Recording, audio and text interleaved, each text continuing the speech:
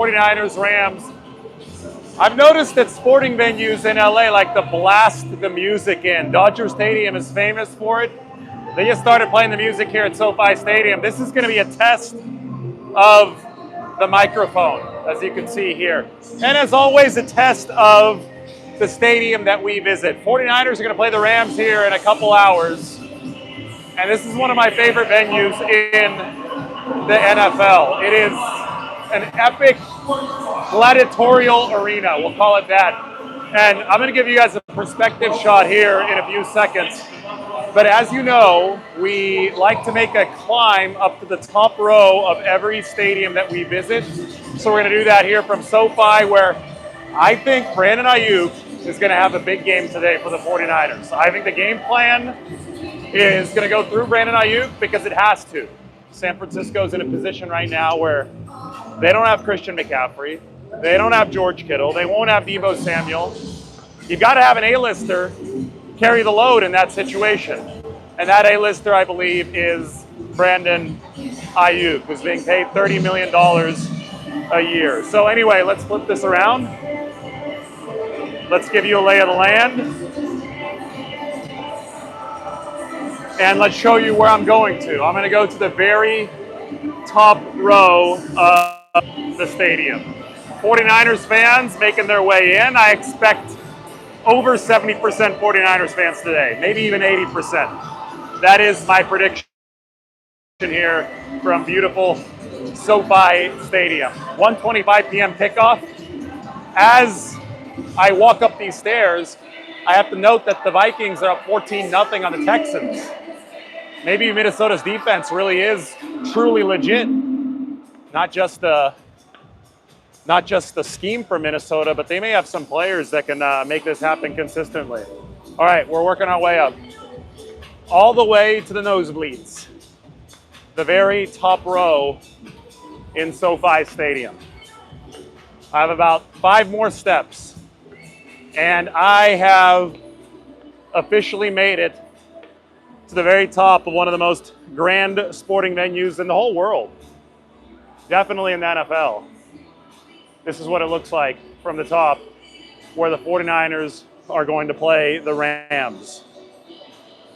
That's the view this way. We're high up there. And this is what it looks like from the top row.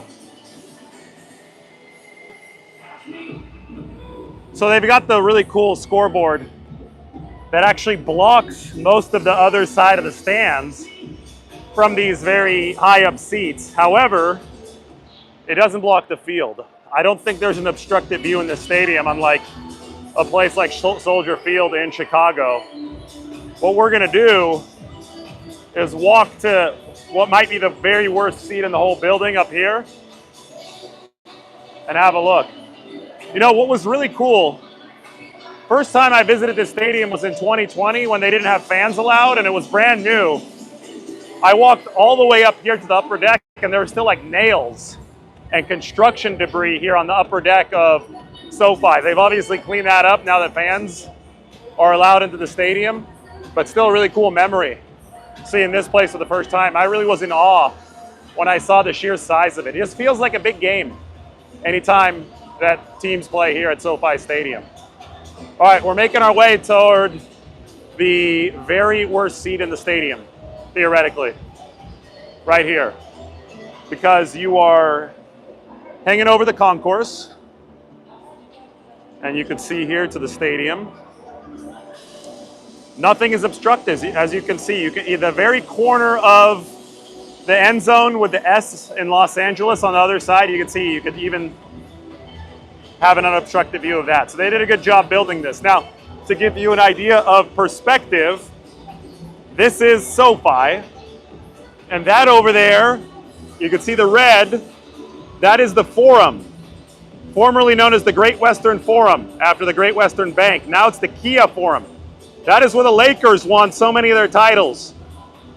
That used to be a state-of-the-art basketball arena. Now they host concerts at the Forum, but compare that, used to be state-of-the-art, to this. Well, you can see the difference in construction technology over the years. Now the Clippers have now built an arena near here. This is called Hollywood Park, where we're at. Former Hollywood Park horse race track was here.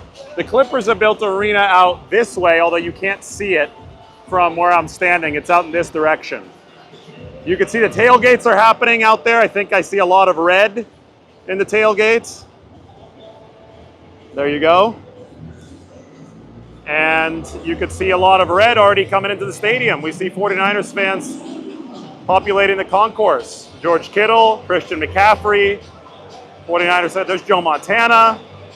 The big names are all out for 49ers Rams today next to the YouTube Theater. Funny enough, we're on YouTube Live right now, so I guess the YouTube Theater is a fitting place to be.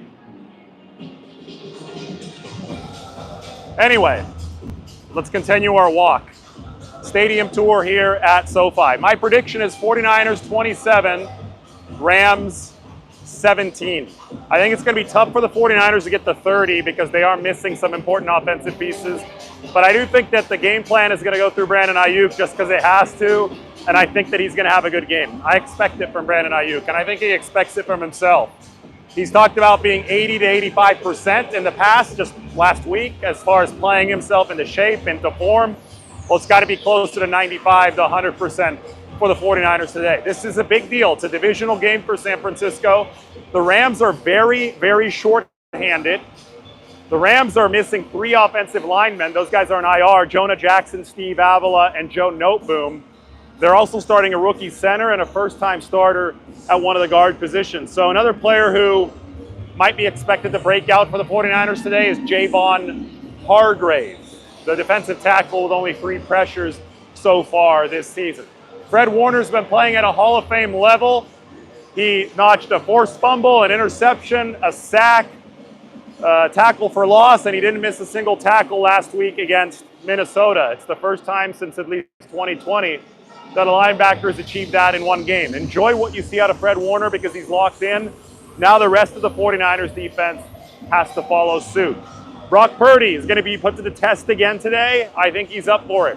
He's got great rapport, or he's had great rapport with Brandon Aiyuk. That rapport is going to have to be clicking today, but look out for a new tight end and Eric Saubert with George Kittle not playing. Look out for Jordan Mason, the running back.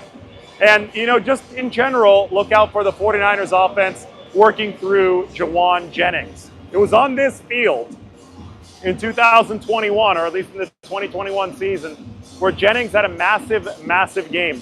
Scored a couple touchdowns, including the game-tying touchdown with just seconds left from Jimmy Garoppolo in Week 18 for the 49ers to force overtime. Jennings is going to move from the F receiver role to the Z receiver role today because Deebo Samuel's out. And I think that Jawan, he loves playing in this stadium. I think Jawan is in line for a big game here at SoFi. All right, that's your SoFi Stadium tour. Time for me to go eat some breakfast. Give you guys one more look at one of the nicest facilities in the world. Everybody, thanks for watching. Tune into all the coverage as today progresses here from Inglewood. We'll talk to everybody soon.